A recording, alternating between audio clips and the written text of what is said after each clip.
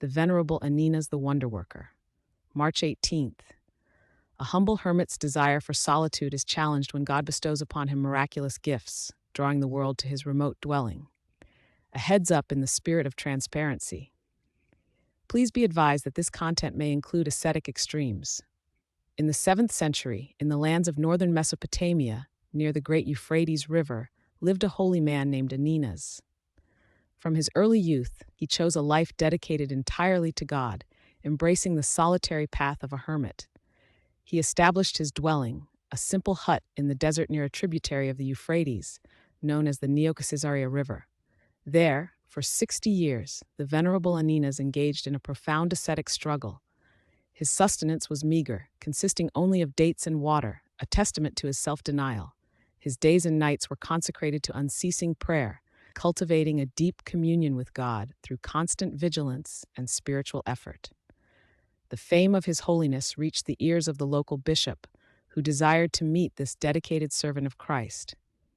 Accompanied by his retinue, the bishop journeyed to the saint's remote dwelling. As they approached, they observed 2 large trees, long withered and devoid of life. Wishing to discern the depth of the hermit's spiritual grace, the bishop presented a request to Saint Aninas. He asked the saint to pray for the withered trees to be restored to life. Filled with profound humility, Aninas protested, declaring his unworthiness for such a miracle. He sought to deflect the honor, recognizing that all power belongs to God alone. However, the bishop insisted, stating that he would not depart until the request was fulfilled. Yielding to the bishop's steadfastness, and with tears flowing from his eyes, the saint offered a fervent prayer to God. Immediately, before the eyes of all present, a wonder occurred.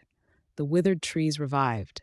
They became covered with fresh green leaves and began to bear fruit, a clear witness to the power of God working through his humble servant. This event solidified Saint Aninas' reputation as a wonderworker. Disturbed by the worldly renown that this miracle brought him, Saint Aninas sought to escape the praise of men, desiring only the solitude that fostered his spiritual life. He resolved to journey to a more remote and secluded location. As he embarked on his flight, a divine voice spoke to him, commanding him to return to his original dwelling place. The voice assured him that God would protect him from the snares of worldly glory. Trusting implicitly in the Lord's providence and direction, Saint Aninas obeyed the heavenly command and returned to his hut, continuing his life of prayer and asceticism. Later, monks who held the elder in great reverence decided to construct a more suitable cell for him. As they labored, they grew exhausted from thirst, for the nearest source of water was a considerable distance away. Observing their distress, Saint Aninas, moved by compassion, offered a prayer to God. Then, taking a stick, he struck the ground. At that very spot, a spring of pure, clean water gushed forth.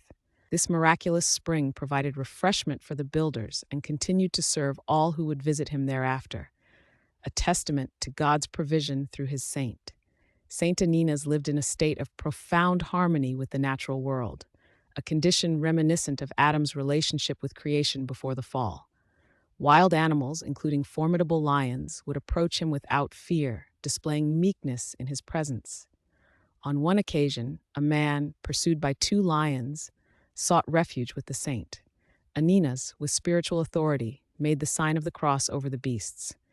Immediately, the lions lay down peacefully at his feet, their ferocity subdued. The saint then instructed the lions to guard the man until the morning, which they did without causing any harm, demonstrating God's dominion over creation through his Holy One. God also bestowed upon Saint Aninas the gift of clairvoyance. Through this spiritual insight, he could discern the hidden thoughts and spiritual state of those who came to him for guidance and counsel. After a long life of unwavering spiritual struggle and dedicated service to God, the Venerable Aninas reposed in peace at an advanced age, having borne witness to the power of faith, humility, and obedience to God's will.